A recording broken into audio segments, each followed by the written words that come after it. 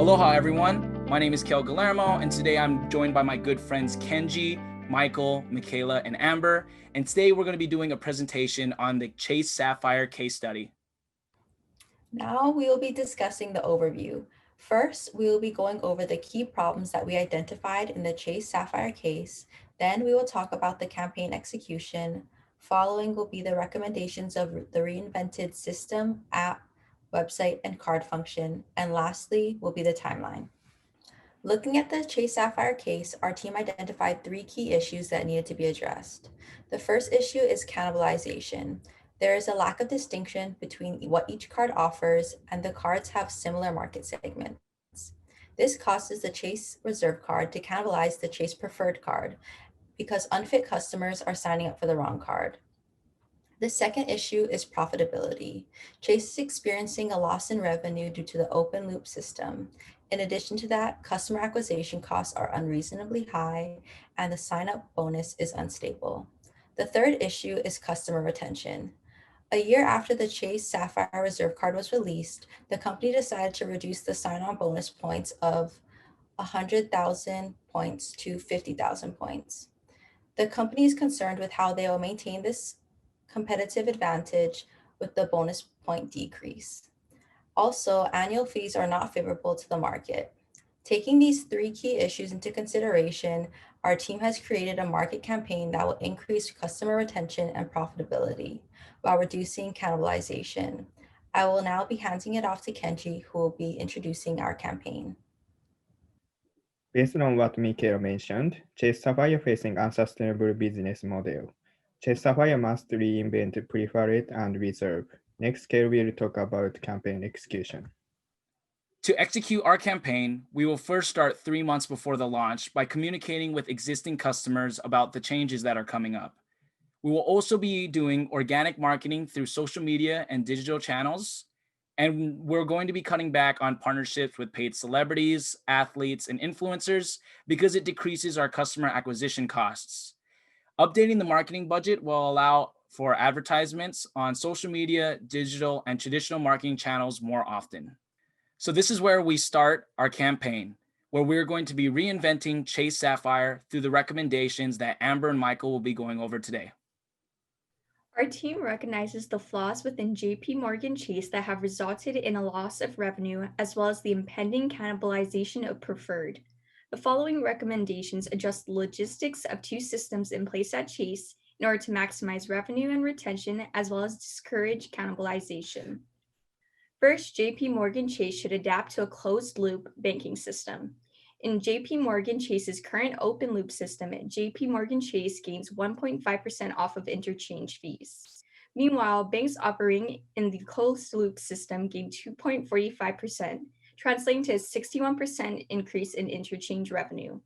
Holistically, under the shift, the customer lifetime value of transactors will increase by $190, revolvers by $142.50, and turners by $47.75. Under the system, for every 3,508 revolvers, Chase will profit an additional $500,000. Thus, costs are quickly repaid when JP Morgan enacts a closed-loop banking system. Moving the scope directly to Chase Sapphire Reserve, enacting a join by invitation or approval system is a multi-beneficial way to save Preferred from cannibalization. Chase Sapphire should analyze internal data to distinguish their profitable customers from those who are not well fit for Chase Sapphire Reserve. Those who are beneficial to Reserve and who Reserve benefits will receive an invitation during the Chase Revitalized campaign to renew their card. Those unfit, however, will be redirected to the better fitting Preferred. After invitations are set, users can take a quiz through Chase's app and website as a screening tool to determine if Reserve is a good fit for them. If the card is, they will be screened and approved. Redirecting people to Preferred who are not approved for Reserve helps with cannibalization. Additionally, this technique also boosts retention and profitability. This system better fits customers to cards that suit their needs, thus the higher likeliness of satisfaction and loyalty.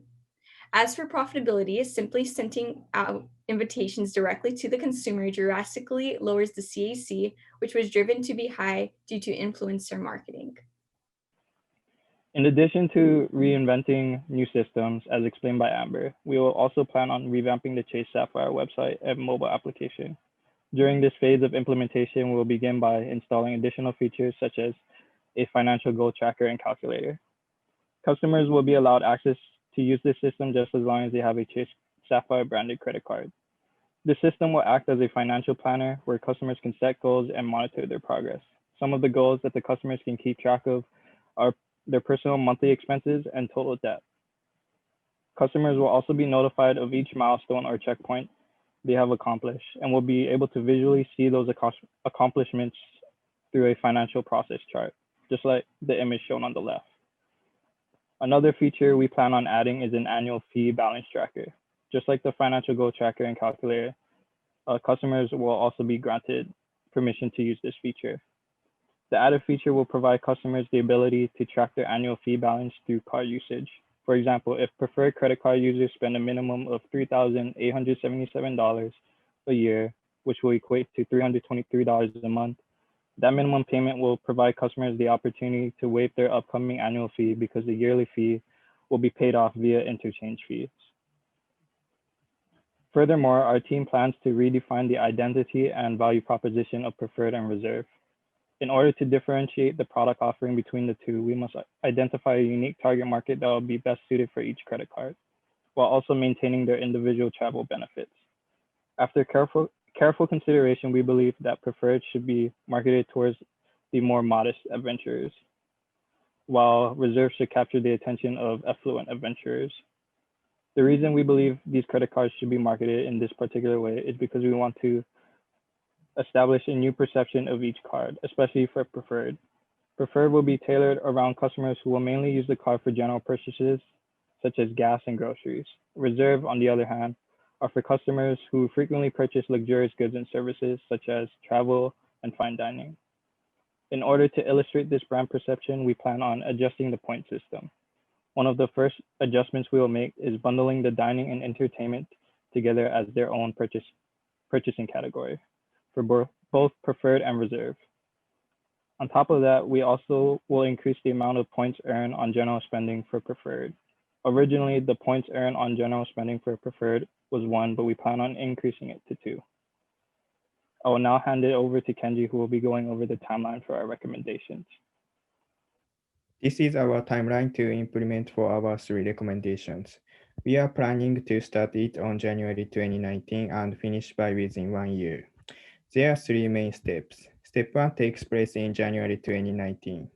Chase starts working on a subsidiary and obtaining the tech and knowledge to switch to the closed-loop model. They also have to begin working on a technology system with the bank to switch their open-loop system to a closed-loop system. Chase has to finish establishing any technology system such as new app and website and new bank technology system by August 2019. They also should begin researching internal data in January 2019. During step 2, they have to evaluate the new system and improve if needed. They will also start drafting the new features for the app. They also have to test new technology to prove the security system before launching at least by October 2019.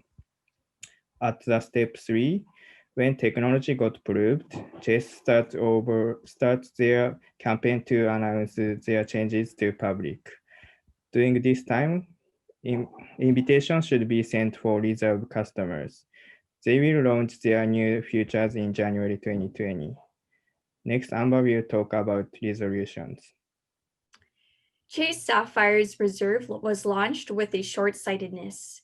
Yes, the card generates sales, but at the cost of long-term retention, profitability, and the risk of cannibalization.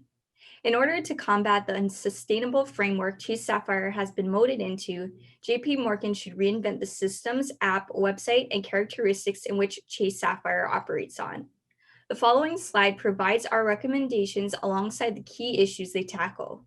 Aligning with such recommendations, Chase Sapphire can pave the way to a sustainable and profitable future in the credit card industry. This concludes our presentation today on our case study from Chase Sapphire. Thank you for listening, and we look forward to answer any of your questions at this time.